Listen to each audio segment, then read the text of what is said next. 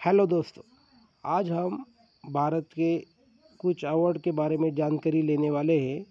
भारत के जो महत्वपूर्ण अवार्ड हैं उसमें से वो कब शुरू हुए इसके बारे में हम जानकारी लेने वाले हैं। भारत का सबसे महत्वपूर्ण और सर्वोच्च जो नागरिक पुरस्कार है उसका नाम भारत रत्न पुरस्कार है। वो 1954 में शुरुआत हुई है। नोबेल प्राइज़ वो 1901 में शुरुआत हुई है। ऑस्कर अवार्ड 1929 में शुरुआत हुई है। नेशनल फिल्म अवार्ड 1959 में शुरुआत हुई है। साहित्य अकादमी अवार्ड 1955 में शुरुआत हुई है। शांति स्वरूप भटनागर अवार्ड 1958 में शुरुआत हुई है। अर्जुन अवार्ड 1961 में शुरुआत हुई है।